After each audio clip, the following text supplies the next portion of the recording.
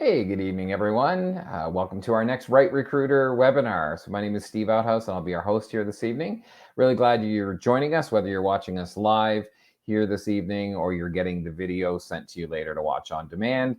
We're really glad to have such great reaction, honestly. This is our fourth webinar, and we're seeing the numbers continue to grow. And clearly there's a bit of at least interest, if not demand, in what we're talking about, kind of in professionalizing our kind of staffer world and the conservative world, and how we help. And kind of the vision behind Right Recruiter is to help make winning conservative campaigns that get elected, and then for those governments that get elected to be good enough to get reelected and to accomplish important things for the country, the province, the municipality, school board, whatever level you're running for and getting want to make a difference in.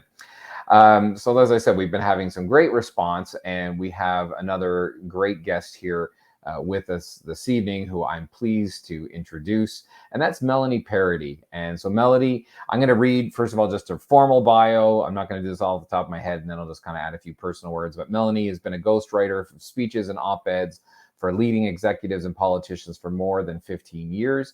Her work has been published in Canada's most read newspapers and heard on airwaves and streaming services across the nation without you ever knowing that she's held the pen. Her work has spanned the life sciences, transportation, mining, agriculture, and financial industries, and everything in between. She's worked with Indigenous leaders, politicians, and even a few international athletes and a world-renowned artist. Melanie has worked in senior comms roles on numerous conservative campaigns, including multiple leadership campaigns in central war rooms, provincially and federally. Most recently, she served as the Director of Communications to Erin O'Toole in a successful leadership election and in the office of the Leader of the Opposition. And last year, Melanie founded Texture Communications, a boutique consultancy that expertly supports Canadian executives with thought leadership in writing. And thought leadership writing overall. So I would just like to say, as we kind of get into this topic on speech writing today, I've had the chance to work both against Melanie and with Melanie, and it's way more fun to work with her.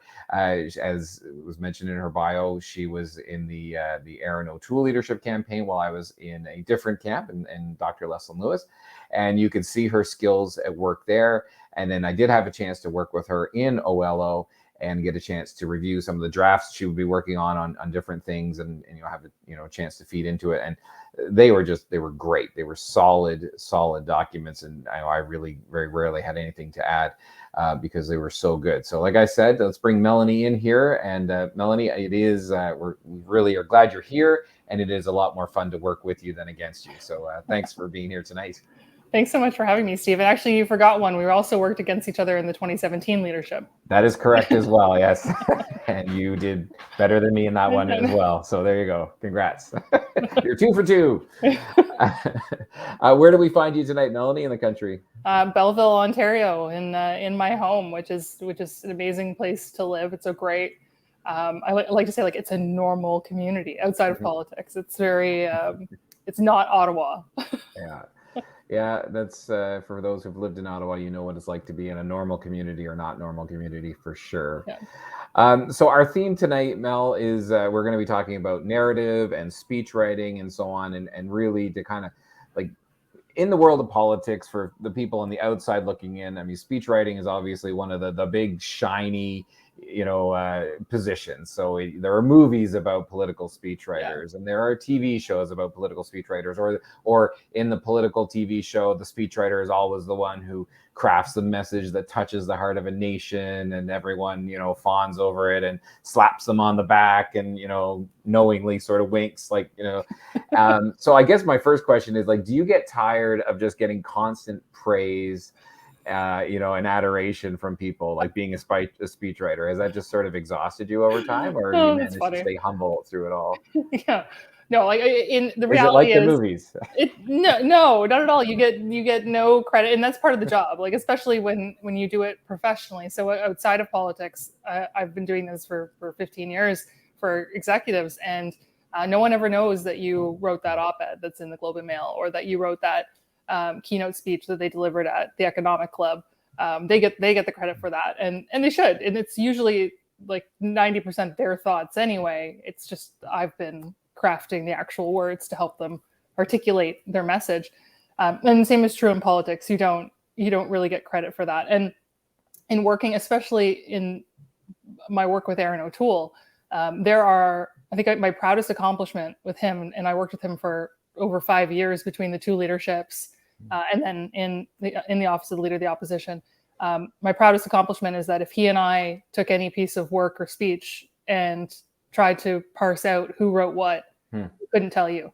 Wow. Because we were that, his voice was like ingrained in my head.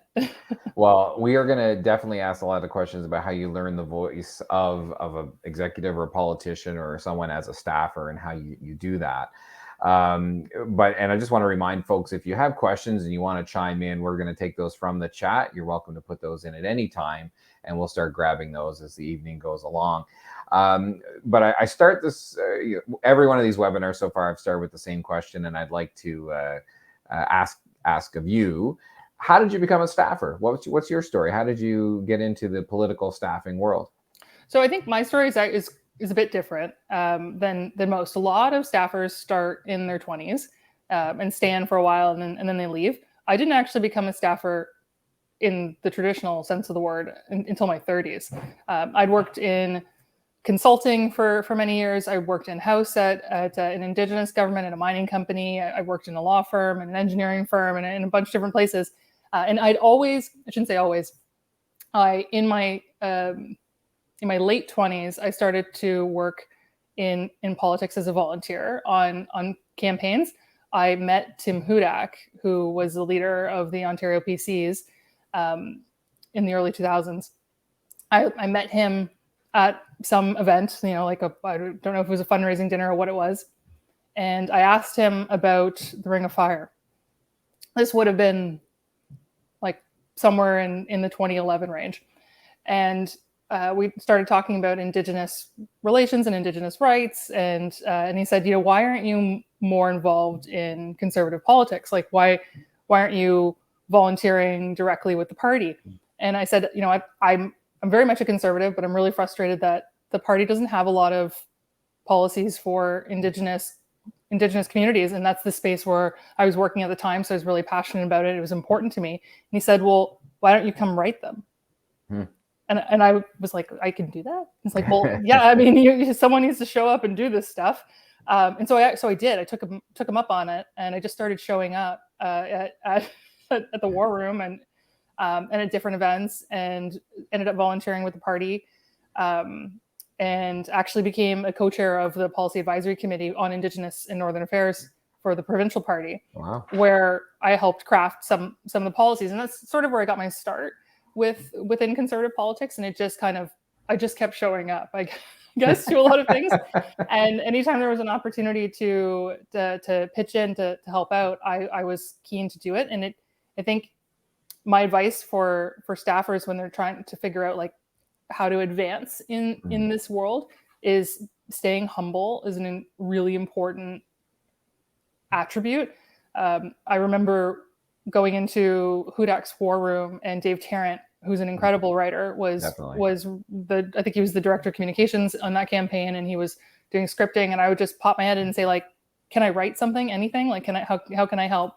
And he'd, give me different writing assignments for, the time that I was in the office that day.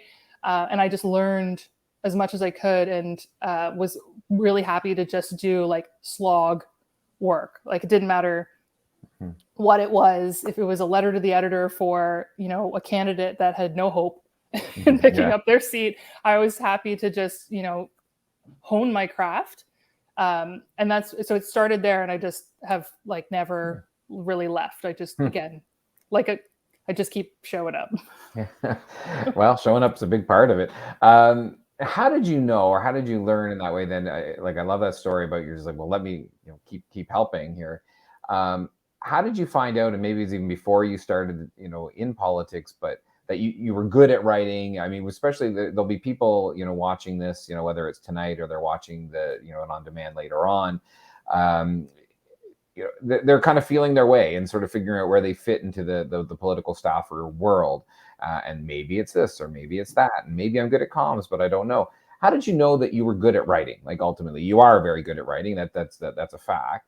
How did you know, or how did you start to see that maybe this was an area that you would be better off versus, policy work per se? I mean, you came in because you had a passion to see policies brought in, but you've obviously, migrated more towards Yeah. the side. So how did you know that that's what you were good at?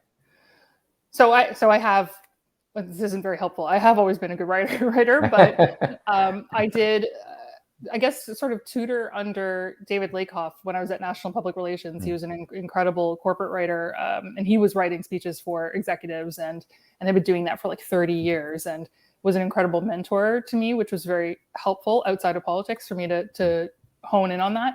But I actually think that the best story that I can tell, or anecdote that I can give, is how I learned what I was not good at in politics. So after the 2018, I had to like figure out the years here, of the 2018 leadership provincially in Ontario, the one that Ford ultimately won. This was like a 40-day leadership. It was outrageous. Yes. I was actually working on Christine Elliott's campaign as director of communications for her. And the day after Ford had won, or like 2 days later, his team called the other teams and said, there will be no like infighting. You're all showing up in the war room on Monday. Basically, like everybody is going to get a job, and we're all going to be one big happy family, which I thought was incredibly smart. Yeah. And they knew that they wanted to put me in a communications role because that was my skill set. But they didn't know like what exactly to do with me, because many of the roles had already been filled, of course, by Ford's team. So they put me out on the road as press secretary, and I was a disaster. How so? Well, elaborate on your failures here, Mel. So you need, like, it's a completely different skill set within communications to on the fly pepper someone with all the right questions and help them generate their key messages than it is to write speeches or sit down and think about what the key messages should be, and it's a very different part of your brain that you use. And the other thing is, there were people on Ford's team who he had worked with for years who were really good at prepping him, and I like, as a professional, I would see how good they were and say, why do you need to change this? Like, Lindsay's doing a great job here. I kind of felt like I should defer to her because she was doing a great job. And so anyway, they very quickly realized after about 2 weeks that I was, not a useful addition to the road, and that my skills would be better used in the war room. So they sent me back to the war room, and I actually ended up doing candidate support communications then, which is a role that I called Hamish up after the 2018 election in Ontario and said, hey, for the 2019 election, like, nobody likes to do this job, but I actually do. I'd love to do candidate comms. Can I be, join the war room for that? And he said, you actually want to do that? And it ended up being fortuitous. Actually, I wrote a lot of apologies in 2019 as doing candidate comms until of course blackface came out. And when that happened, I didn't have to write apologies for candidates anymore. There'd been a new standard set. Yeah. Excellent. So let's start to delve in that a bit more. I mean, like, obviously, let's transition to the leaderships and so on, where you're working with a key and a main politician that you, like you said, I mean, it was a measure of success when you and he were reading a piece and you couldn't tell who'd put what in the document. How do you learn someone's voice? Like, what do you do? You're coming on board. I mean, you maybe know them a little bit, but now you're going to be their main writer. How do you learn their voice? Like, what do you do to get ready for that challenge? And can you talk a little bit about that process? Yeah. So it's a little bit of therapy that you kind of have to do with the candidate. You need to sit down and ask them a whole lot of questions. You have to start from a place of genuinely being interested in who this person is, and interested in their voice, and understanding that your main job is to protect that voice, because everything that they do, no matter what it is that they say, if they don't say it in a manner that's authentic, that actually sounds like them, it's going to come across flat Mm-hmm. and won't land. And so the most important thing you can do is listen, and listen powerfully to them, and not just the words that they say, but where it's coming from. And so I've gotten into this a bit of an exercise, and actually I have some resources that we'll talk about at the end of this that are available on my website for folks. One of the items is a list of questions for what I call a tone of voice interview, Right. which is something that I do, whether it's with executive clients or with politicians, where you sit down with them for at least 45 minutes. I mean, ideally be longer. If you're a political staffer, you kind of have the benefit of time. You won't get 45 minutes as a block, but you can kind of spread these questions out in 5-minute increments, like over the course of several weeks, to help you get to know this person and observe them. But you need to know what makes them tick, what motivates them, most importantly. Why do they get up in the morning? Politics is tough. Why do they care so much? Like, why do they want to be in Ottawa or whatever provincial legislature they're in, or municipal level of government? Why do they want to be there taking a bunch of crap, like getting kicked daily, getting crazy requests from constituents and all sorts of stuff, when they could be making a lot of money somewhere else? Maybe, like, who knows what they were doing in their personal or their professional life. Why this? And when you understand what motivates them, like at their core, that I find is very it's very helpful in, first of all, you need to, in making you like them, I guess you kind of have to really like the person, or at least be really interested in how they think and why they think that way, so that you can put that hat on when you're writing for them. Mm-hmm. So there is a training element to this, obviously. So I'm going to drill down even a little bit further and ask you a bit more precise questions. So in terms of hearing, it's one thing to hear sort of what drives someone and the big motivation and so on, but then there's also the specifics that someone will say, whether they're from a certain part of the country, or they might have a dialect, or they might have, phrases that they use all the time. How do you learn those? Like, is that just a function of time? Or are there specific things that you can do? And then what do you do when, I'm sure this never happened with Aaron, so I'm not pointing anyone, but I mean, if someone has a phrase that just drives you crazy, and you're like, really, we're going to say that again, or we're going to share that anecdote for the 10,000th time, like, how do you maneuver that as well in a tactful way? Well, in politics, sometimes repetition can be useful, including with certain, like, anecdotes that they always use, or stories. Stories in particular. So one of the things that we did in O'Toole's OLO is we kept a story bank. Brittany Matheson, who is an incredible writer, and who was my sort of second in command in the office of the Leader of the Opposition. She was an incredibly well-organized human being, was able to create like a bank for us of these stories, so that as we were writing, we wouldn't forget them, because some of them are great, right? Like, there'd be different stories that you'd hear on the road that he would pick up, and we want to keep injecting those. There'd be stories that we would pull from in order to help diversify the stories so that he wasn't always relying on the same ones that he was comfortable with. We would do research, and we would talk to other MPs to get stories. We would specifically ask them to send stories from their ridings. We would be very specific about what we were looking for. I remember when we did the speech from the throne response, we wanted to have a number of local stories about businesses that had shut down during COVID, and what those businesses had meant to their communities and the people who own them, what the impact was on them, and name those people, which requires a layer of, like, fact checking. That is, you really have to have trust with the people that you're sourcing this information from, because the last thing you want is for that story to turn out to be false, for that person to not exist, because the media will, as we've seen, find that. And so diversifying stories by doing that necessary research, and then saving the stories that you hear whether it's when your politician's on tour, or if the constituency office can write some things down, or if you can kind of train your candidate or your elected official to remember these things. And there's a number of ways that they can do that. Voice notes is a great way now to do that. It's not something that Aaron O'Toole did. I mean, he would probably just call us and tell us, or but if I think now if I were doing that job again, a voice note, especially when they're on tour, is a great way to just quickly, when they're leaving an event, jump in the car and say, so and so, this story, like, as a cue, and then you can get the details later.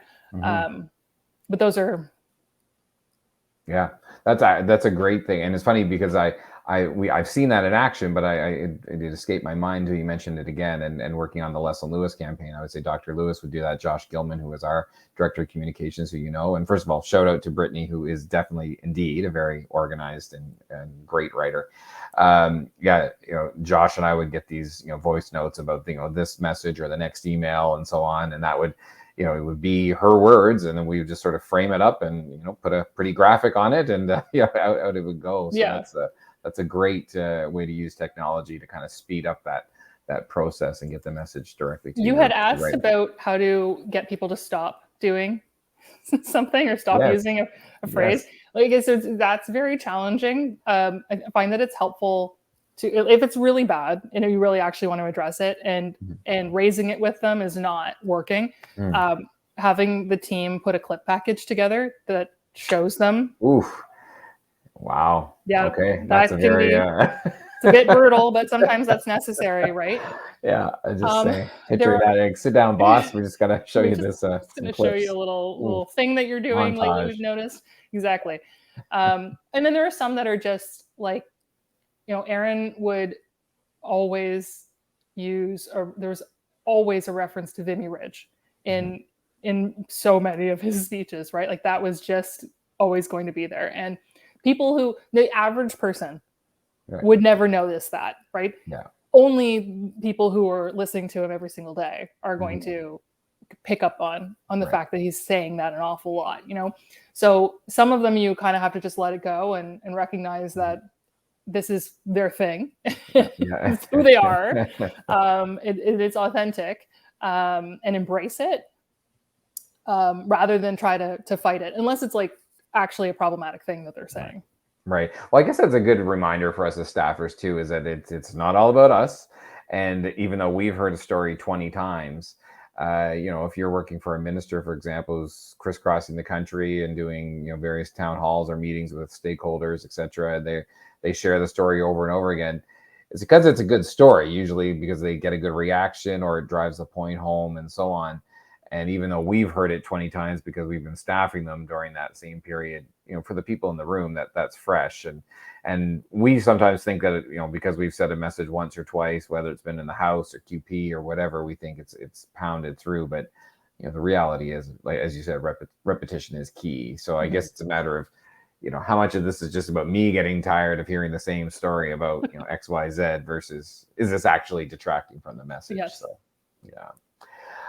Now, what about when you get into different topics where you and your person, it could be executive, could be a politician, have different views? I mean, and maybe even some strongly held views, and different. Certainly, we're in a broad tent in the conservative movement. We know we have people who have very different views on on topics. You and I would be examples of that. For example, we won't get into that right now because that's going to distract. But if all of a sudden you're writing a speech for someone and they've decided to take a stance or a policy position or move in this direction or tip their hat to something, but you disagree, how do you handle that as a someone who's now obviously a senior writer on a team? How do you handle that? That has happened. I won't get into specifics about it. Please don't. Yes. That has happened. It might be a little too easy to pin down. Yeah. And I think that you need to raise your concerns. You need to do it in a respectful manner. Politics is fascinating. Like, we have no real job security. So it's not like a regular environment where you can just like, raise your concerns and not worry about it. You have to do it in a tactful way, of course. Yeah. But at the end of the day, like the decision is the decision to, make an announcement about a particular thing, or make a pivot on a policy, or whatever it is. Like, that's the decision, and you kind of need to go with it. And it can be difficult, but ultimately it's not on you as a staffer. It's on the elected official. It's they're the one that they're going to wear that. So the best thing that you can do is try to arm them with the best offense and defense that you can provide from a communication standpoint. So that means that you prepare them for all the nasty questions that they're going to get. And in fact, when you have a diversity of opinions around the table, as we did in our OLO, it becomes a lot easier to do that prep work, right? And to poke holes into things so that you can repair them before it goes live. So if you're reviewing a speech that I've written on a policy matter that we disagree on, you're going to be able to point out to me the areas of weakness and the questions that you still have that are outstanding. And then I'll be able to craft some kind of prompt or response to that to help soften it. Not to diffuse the or try to evade, but to address it so that it's not an elephant in the room if it's a big deal, right? So I think not writing in silos, especially on important issues like that, on sticky stuff when it's a difficult day and people don't agree, embrace the fact that people don't agree, and use it as an opportunity to work together to develop the best product that you can for your person. Yeah. You mentioned the lack of job security in the political world, and that is something that we all are very familiar with. I remember I came out of the public service, where I don't know what you got to do to ever get fired from the public service. With all due respect to my friends who still work in the public service, there was a lot of people there who maybe should not be, but anyway, that's a whole other story as a conservative. But moving into the political world, explaining to people I left complete job security to a place where there were about 5 ways that I could count very quickly to lose my job, which was like if my minister didn't like me, my chief of staff, decided it was time to move on. PMO could say this guy's not working out, or the ministry you're working for didn't get reelected, or your government got unelected. All those things, and or maybe there's some other reason you needed to throw yourself on your sword, or the politician you're working for does something illegal, or all these nefarious things, and you end up losing your job too. So for all you new staffers who are watching this, hoping to get inspired, we're just now, Melanie and I are just going to list all the ways you could get fired. So this will take out the remaining 32 minutes. But that's why Right Recruiter exists. Help you get your next job. Yes. So there we go. This is perfect. It's a never-ending cycle. Yeah. But where I was actually going with that was, how far do you go, like in pushing kind of the truth to power, I guess, as it were, where if someone is, they want to say something that you believe is going to be problematic and potentially hurt their electoral fortunes, or, whatever, help put something they're trying to accomplish at risk, or just do something you think is going against their own principles, or what have you. How far do you push on that before you relent and say, okay, like it's you are the person delivering the speech versus the person writing it? Where do you go with that? I mean, there's no real rule for, you can raise it twice or something. There's nothing like that I can offer. It really just depends on the circumstances and how bad you think it's going to be for them. And your relationship with them matters too. If you have a trusted relationship with the elected official or the person that you're working for, that you can say that, then do. If it's really tough, I think in some circumstances it would be most appropriate to do that one-on-one and not in front of others.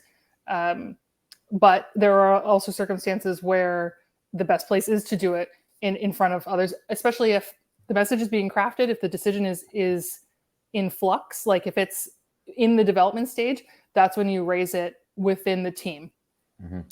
If it's been baked and you're just finding out about it, and your alarm bells are going off in your head, like alert, then you should be very specific about what you think is going to happen and why you are concerned. The more detail that you can provide to explain why you think this is a bad decision, or if the decision is baked, there's nothing you can do about it, how to at least mitigate. And I think I would push people towards find a way that you can offer to mitigate the negative. Accept that this decision has been made, and you very likely, like the people who are watching us right now, very likely you're not going to actually be able to change the decision, right? That's been made. And so the best that you can do is try to suggest mitigation measures to make it hurt less. Yeah.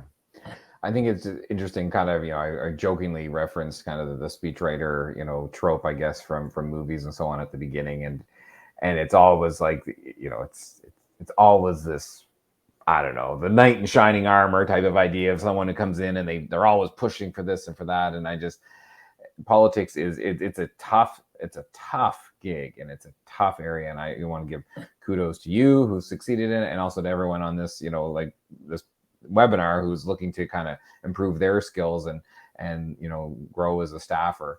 Appreciate what you do.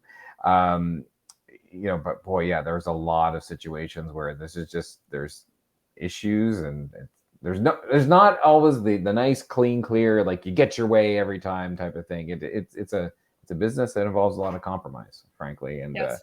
And trying to work together and accomplish the best thing, for the greatest number of people. So I'm going to shift gears just a little bit, and again, take this back to kind of the idea for people who are looking to develop as a writer, kind of on the comm side of things. What are just practical tips that you have on how they can get better at writing, kind of at whatever stage they're at, whether they're a beginner or someone's been in the game a while? What are some things they can do to get better at their craft? Read. Okay. Read other things and just write more. Write every day something. It doesn't matter what it is. Just write something every day. It's really important to keep it's almost like keeping a language alive. You've got to exercise it, or you don't necessarily lose it, but you definitely get rusty. I make a point of watching or listening to, depending on whether it's a podcast or whatever, listening to speeches from politicians around the world, only in English, of course, but because I don't have other skill sets. The Spanish person seems very compelling. Yes. But sometimes I'll read the English translation of them. I find them fascinating, especially in the current geopolitical climate. There are some, for example, Putin's speeches are getting translated in English now, so people can see what he's saying, and it's fascinating and scary, but important to read the words that they're actually using. I think this is actually a good exercise for anyone who's really interested in politics, so that you can get past the media coverage that you're seeing about it, and instead go straight to the horse's mouth. What is it that they are actually saying, and how are they saying it, and to kind of dissect that. So I love to watch the State of the Union address, of course, in the United States, when there are various political conferences that you can usually watch live streamed. Some of the keynote addresses are really interesting to watch. When there are leadership races around the world, we've seen those in the UK. There, where I don't have any skin in the game, it's kind of nice to just listen. Yeah. So that's one way that I do that.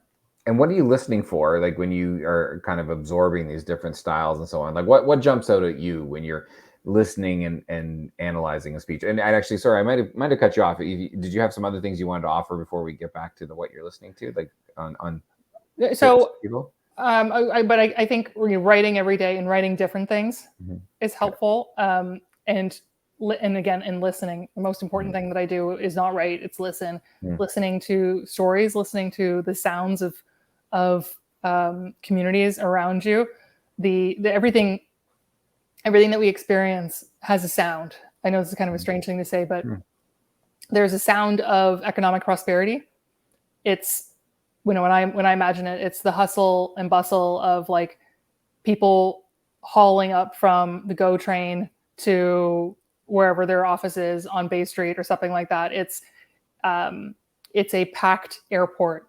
And then conversely, I think the sound of poverty, or the sound of economic suffering, decline is kind of the opposite. And it has a very different visual to it, has a different, like it's a sensory experience. And so try to, I know this is about writing, but even just trying to imagine what that sensory experience is so that you can try to inject some of that into your writing is a powerful tool. Okay. That's all great. And then kind of back on the other side of that. So when you're listening to see if someone is a good speaker or someone has written a good speech, like what are the key elements that need to be in there for that to be a good speech from your perspective? So it definitely has to have an arc. Like it needs to take you on a journey. You've got to have a final destination with it. And so that there's some landmarks and speeches along the way to help define that path. So like, you generally have a sense of where you are in the speech, when it's coming to like a crescendo, and what where when they're going to like wrap up, basically you have a sense of it. So a good speech has those guardrails to keep you on that path of listening and keeping your attention. And it also has a lot of personal anecdotes and things that humanize the person who's speaking. Vulnerability is a powerful thing to inject into a speech, and that can be even in the most like rousing speech. There'll still be some sort of vulnerability in it. It's hard, and it can be difficult to like provide examples of each of those things, but you know it when you feel it and when you hear it. Yeah. I just a reminder to folks, if they have questions, they can put them in the chat. Someone has texted me a question because they're clearly not a rule follower, and I'm going to indulge it. Are there any examples of kind of either good speech writers or good kind of speakers, I guess, that you follow a little more closely, or know that when you're going to tune in, this is probably going to be a really solid delivery and really solidly written speech? So David Tarrant is love Dave, a master of the craft, and the pieces that he writes for Doug Ford I find brilliant, in part because I have never written for someone like Doug Ford. He is an enormous personality, and being able to hone in on that and pick the right words and have the delivery be so authentic is a true talent. So I love watching him deliver remarks, although he often I remember going to some of his rallies in 2018 and just being mesmerized by both the crowd, because we'd never seen a crowd like that before, and the way in which he would deliver was so not the conveyor belt politician that you can get used to. Totally. There's like endless focus grouping was not happening when it came to the things that he was saying, which was kind of a great thing. So I have a lot of admiration for Dave Tarrant's work, certainly. That's probably a great modern example. And I, as a consumer of a lot of American politics, I love to watch and listen to those speeches, in part because, again, I don't have skin in the game. So it's easier to just be fascinated by watch it objectively and go, oh yeah, good point. Exactly. Yeah, that's a good line. That's a good zinger. That's not. Yeah. Dave Tarrant is a proud Newfoundlander and Labradorian, and so fellow Atlantic Canadian. So shout out to Dave, and that's great. And I do think, Premier Ford is a great example of someone who Yeah, probably. I mean, and we'll talk about the resources that you have, kind of at the end. But you wouldn't necessarily ever sit down and write down a step by step. This is how you would do it, but it works. Like that sort of feels to me like that is a situation where someone understands his voice and understands how he connects, and it's different than probably any other politician they've worked with before. But if you can, tap into it as opposed to fighting against it, yeah, it works really well. So. And you should never fight against that. You should only ever tap into especially the things that motivate them as an individual. The stories of like their childhood, of how they grew up. Mm-hmm. If they are, new Canadians, or their parents were new Canadians and they came here with nothing. Mm-hmm. If they are, if they grew up in a union town, if they, if their mom, if they, the classic tropes of like the single mom with 2 jobs, like that kind of thing. But if that's their story, you need to lean into that, because it means that they relate to people who are struggling. And a lot of people right now are. Yeah. We got a question here in the chat from Doug that I'm gonna get put up on the screen, and thanks you, Mel, for your feedback here today, or your input. And says the question: how do you prepare your candidate or leaders for debates in contrast to speeches? So you want to elaborate a little bit on that? Well, I don't. I get my husband Mitch to do it. Mitch to debate prep, but. And if he wasn't doing bath time right now, he would just jump in. Exactly. Sorry, they have a child. I should just be clear that Mitch is not. Anyway, I should have just shut up. Anyway, toddler bath time. Yeah. Yes, exactly. I wasn't outing Mitch for his. It's my time. It's Mitch time. All right. Sorry, I'm getting in the way of this. You go ahead. What have you heard Mitch talk about when it comes to this then? So I did write I've done a couple candidate binders over the years in various war rooms, and the candidate binders are designed to help them not just at the doors but also in debates as well. And it is different because it's more it's a bit more key messagey, because you need to have a quick response rebuttal. It's more about arming them with a couple of key numbers. Candidates love to have numbers to go to during a debate to like prove their point, right? So it's point proofs, and then some kind of a zinger or a punchy line. Yeah. Oh, they do love numbers, don't they? Yeah, for better or worse. Like it makes them feel like they know what they're talking about. It gives them comfort. So. Yeah, that's great. And for the 5 people who are watching, it's useful for them too. Yeah, that's right. And out of those 5 people who are watching the debate, 4 of them have already decided exactly. how they're going. So you get that one person. Thanks, Doug, for that. And yeah, actually, maybe debate prep is a topic we should kind of look at another day, because I think that's one that staffers should be kind of have a chance to chat about. We got another question here in the chat as well, from Hatman R. And I may be saying that wrong. It says comms That's and writing. Chris Rouget. Is this Chris? What? Is it Hatman? That's got to be Chris Rouget. Really? Okay. Well, Chris, if that's you, you've been outed. But if not, my apologies to Hatman. So it's a family name. Comms and writing is one of the toughest parts of campaigns in politics, and Mel is the best. So the question is, how do you guide a candidate or elected official to let their writers do their job? And often the candidate thinks they're the best writer, but usually a pro is required to make a good speech. So this kind of takes a different approach of, like we've been saying, well, you gotta not fight against kind of who they are and kind of harness this and let them kind of do their thing. But I mean, I think the point that's being raised here in this one is it's a good one too, which is sometimes they're just wrong. Sometimes our bosses are wrong. So how do you handle that? Or sometimes they step in it, right? They say something that they has should not. Once or twice in the history of politics as well. You're right. Yes. And usually that's a good learning moment to reinforce that, like, that wouldn't happen if you just let us read the script. And look, and if they're not happy with the script, then that's a conversation that they need to be having with their writers. And you need to implement protocols. One of the things we haven't talked about yet is how we regimented and scheduled our speech writing and delivery to Aaron when he was the leader. So he had a night binder, and we had a rule that we institutionalized that he had to have his remarks two days prior. We didn't always meet that, but almost always we met that. And that meant that he would get at worst, like if his night was a mess and he didn't get to read them, then he still had another 24 hours where he would be able to do that and then send us back his feedback on it. And we would make those changes for him.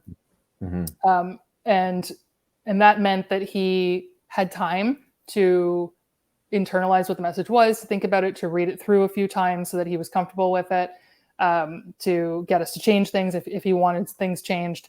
And sometimes there would be back and forth about his edits. So there'd be things that he would want added in that we didn't think were going to work for whatever reason, or were unnecessary. Or if he wanted to add that in, then we needed to take something else out, because these are all, you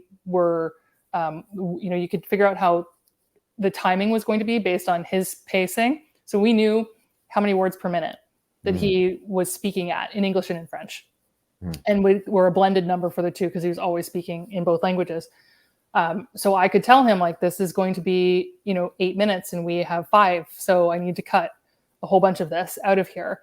What's actually really important, and how do we, it's a balance of ensuring that they still feel like it's their voice.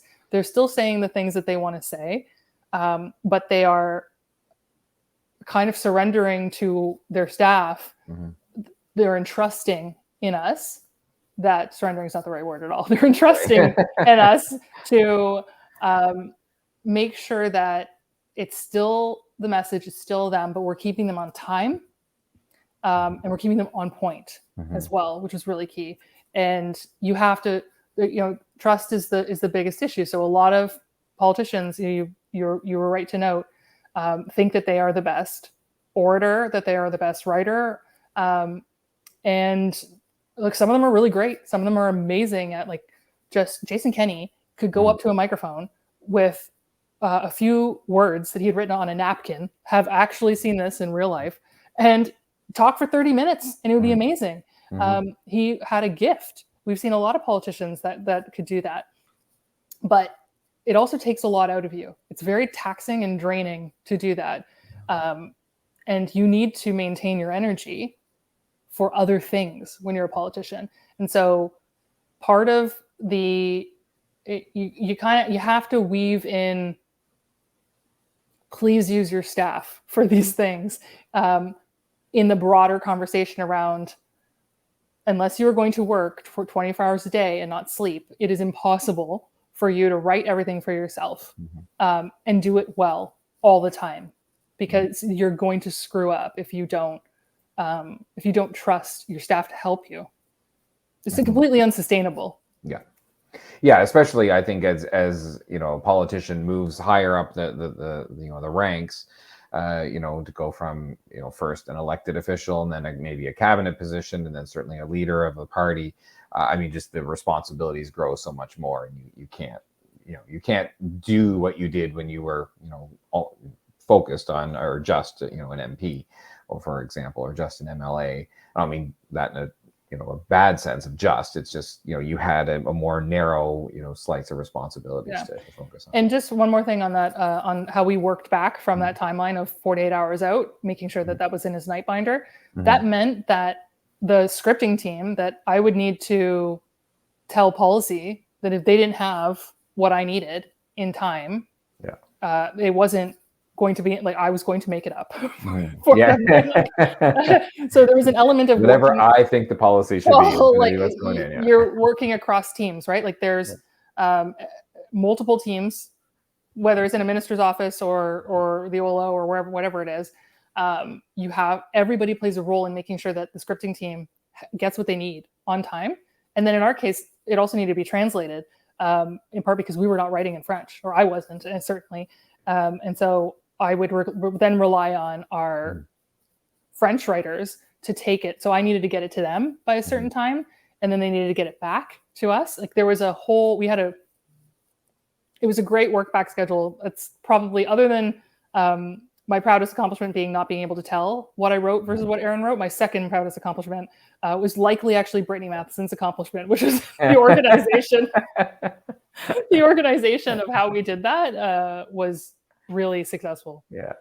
We're coming into the home stretch here, so just a couple questions ago, Joshua has one there in the comments, and I wanted to ask it because I do want to ask what our audience, if they're tuning in, have to ask. But this may be, again, with the caveat that it doesn't fall kind of under strictly what you were doing. But do you have any advice to sort of on how you're prepping an MP to go to committee versus session and just a speech kind of in general? Yeah. So in this case, um, they need multiple interjections. They need points that they're going to make, and they need to thought through the timing of them, perhaps anticipate some of the other questions that might be raised. I know sometimes for committee prep, there's coordination of what the questions might be, so that everyone can make the point that they want to make, or in reverse, be prepared to answer those questions. And then it also depends on whether stakeholders are present at the committee meeting, because you want to be sure to write really respectful acknowledgments of the people who have come to committee, who are not politicians, who do not do this regularly. And sometimes you will conversely want to write really challenging things to say to these individuals who perhaps have been called to committee because they, there's allegations of like price fixing on something or whatever the case may be. So that's a scenario where you need to work really closely with the policy team to make sure that you're getting things right, that you're getting facts. This is an area where asking questions that have like key data points in them can be really helpful. You want to arm your MP with the best data that they can refer to as needed, especially if they get pushback on their question or their whatever it is that they're presenting. They need to have the comfort of knowing they've got an if pressed line, essentially like something to fall back on. So they aren't just, sitting there or worse, making it up on the fly, and then you have to clean that up later. Yeah. All right. Thanks for that question, Joshua. Final question from me, and we're going to come back to kind of some resources that you have to help people here just as we close. But I'm going to totally shift gears, just kind of talk about staffer life in general. And so certainly, we're all under different pressures, as when we are serving as staffers, and kind of, obviously on the speech side of things, I mean, your work is very much in the public eye and can get critiqued easier perhaps than, someone who's doing something with a little bit more behind the scenes role. What advice do you have especially for young staffers getting started, to kind of have that some sort of balance or healthy outlook, or, what are some things that they can do to kind of, keep perspective, I guess, about life in general, and not become so, stressed about, the work that we do. It's important work, and so we need to be diligent with it, but there has to be that balance. Do you have any tips for that, just on that whole work-life balance, unicorn mythical thing that exists? Or Make other friends. Yeah. have friends outside of politics that keep you grounded, because there's a real tendency among staffers to get super hyped up about how important, influential, whatever we think we are in that moment, and it's not helpful to you. And also, stay humble to the best of your ability. Stay humble. Check yourself regularly in that regard, and never forget that you do not know who in the room you are with is going to be your next client, your next boss, or will keep you from getting a job potentially, depending on their experience with you.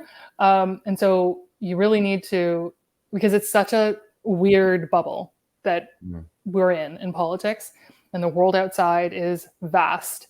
And the truth is that like not a lot of people care about the interpoliticking. They love the gossip. They love to hear about it, but that's not what your career is going to look like when you leave politics. That's not how you can treat people outside of politics. Like when you get a job working for a stakeholder, or working for a different level of government, perhaps working for a lot of people go and work at an agency or a firm. and they end up working across party lines as well. So that's another thing. Yeah. Make friends across party lines. Do not just be myopic and only talk to the people who wear the same color shirt as you. Mm-hmm. And even within our party, there are people who wear different shades of that color of shirt. Mm-hmm. And you should make friends with those people too and try to understand them and what motivates them. But some of my best friendships since politics anyway have been with people in other parties who we share so many of the same experiences, but just for different people. And it's very humanizing to understand that the people that you are up against all day long when you're in politics are, they're going through the same stuff that you are. They're having bad days too. They're having more bad days than they are having good days, especially if they are in opposition. Mm-hmm. And when you're in opposition, there's not a lot of days that you win. And when you do, they are very short-lived because something else will blow up. So that's great. That's very wise words. Thanks, Mel. Really appreciate that. So I'm going to come back to just give a closing word to you in just a moment here. But I want to just let folks know we do have our next webinar booked. We're going to take it's going to be a slightly longer pause between this and the next one, but it's going to be on Tuesday, September 12th at 7:00 p.m. Eastern. And we've got Andrew House who's going to be joining us. And if you've never heard Andrew speak, you're in for a treat. I'm looking forward to grilling him and talking about the dividing line between minister's office and the public service. And there's been a lot of questions about that recently, certainly on the public safety side of things. And Andrew has been chief of staff, or he's a former chief of staff to several ministers of public safety, and just can really lay those lines out carefully for us to understand. And I think public safety being one of the most significant things where you can't cross certain lines. So I think Andrew's going to have it's going to be a great thing. Definitely worth tuning into, signing up for. We'll put the sign up. Actually, I turned away for a moment. That might have just been up on the screen there. There's the registration link, rightrecruiter.ca/Andrew, if you want to go and sign up right away. And we're looking forward to that. So Mel, back to you. I want to say thank you very much for joining us here tonight. This was super helpful. I know it's going to help a lot of people who are getting, looking at the comm side of things. If people want to connect with you or learn more about you or Texture and the services that you provide, where can they go? So if you go to yourtexture.com, all the way at the very bottom, there's actually a speech writing tools resource. It's just kind of hidden at the bottom for things like this. And if you click on it and you put in your email address, it'll automatically send you a PDF of some of the leave behind materials that I use in the speech writing course that I teach, that I offer to political parties and to different entities who are interested in political speech writing in particular. And in that, it includes a one-pager on how to apologize, the art of an apology, how to write a stump speech. So people in relationships can also go to your page. Totally. Great. How to write a stump speech, and then how to conduct that tone of voice interview with a politician or with your boss, so that you can really understand what it is that motivates them and get to the core of their voice, and it will help you hone your craft. And there's also a bunch of administrative questions in there too, like what their writing style is, when they like to write, do they want to do voice notes, just so you understand how to work with them so that you generate the best products for them. So, and then, other than that, if anyone is interested in reaching out, just send me a message on LinkedIn. I don't think you can do that on Twitter or X or whatever it's called anymore. But feel free to send me a note, or you can also contact me through the website. Perfect. And we'll make sure to put the link to your site and to the tools in our email that'll go out to everyone who's signed up to get this video sent to them later on. So we'll definitely do that. So thanks again, Mel. It's been great to have you here. As I said before, it's much more of a pleasure to work with you than against you. And I'm really glad that you're able to join us here in our Right Recruiter webinar tonight. So thanks for being a part of it. Thanks for having me. I'm so glad that you're doing these. Oh, thanks. All right. Well, take care, everyone. And we'll see you again on September the 12th with Andrew House. Take care.